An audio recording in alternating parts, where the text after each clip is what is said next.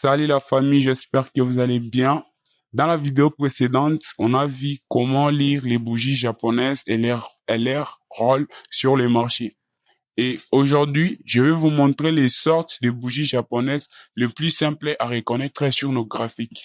Parce que on a cette difficulté à voir des bougies défiler de haut en bas, mais on sait toujours pas ce qu'elles représentent. Et pourtant, chaque bougie a une signification très précise à lui-même.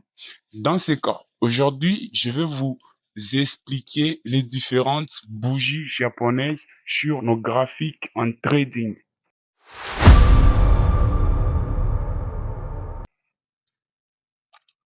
D'abord, il y a les bougies normales, les bougies qui ont un corps et les mèches. Quand la bougie est haussière, ça veut dire que les acheteurs ont poussé les prix vers le haut. Et quand la bougie est baissière, ça veut dire que les vendeurs sont en train de reprendre le contrôle sur les marchés. Donc, ils sont en train de se diriger vers les bas. Il y a aussi les bougies qui montrent l'hésitation sur les marchés. Et nous prenons en considération les doji. Les doji a presque pas de corps. Ça veut dire que les acheteurs et les vendeurs sont en équilibre. Donc, il y a un petit hésitation là sur les marchés. Et pour moi, je vais vous conseiller de ne pas entrer lorsque vous voyez ce genre de mouvements sur vos graphiques. Il faudra attendre une confirmation pour pouvoir enchaîner sur les marchés et remporter ton trade. On a aussi la ligne dormante. On appelle parfois spinning top. Elle ressemble aussi au doji, mais elle a un petit corps très fin. Aussi, il y a l'hésitation sur la bougie en question, mais avec un peu de mouvement, un mouvement un peu hésitant aussi. Ensuite, il y a des bougies très importantes à reconnaître, comme le marteau. Le marteau a un petit corps et une longue mèche en bas.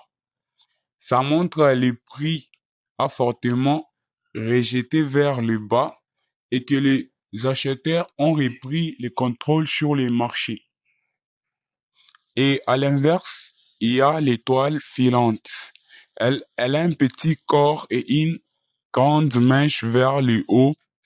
Elle montre que les prix a fortement poussé vers le haut et que les acheteurs sont en train de dominer sur les marchés. Il existe aussi des bougies avec de très grands corps et très peu de manches.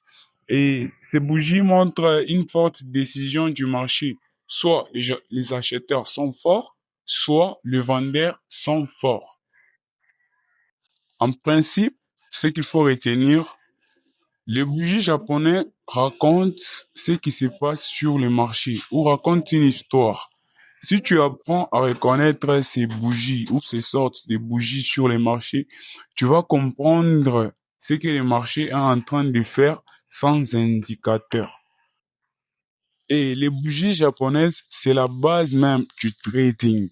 Si tu comprends ça, tu comprends déjà mieux le marché et tu auras cette facilité à pouvoir reconnaître ces sortes de bougies et à trader mieux chaque jour.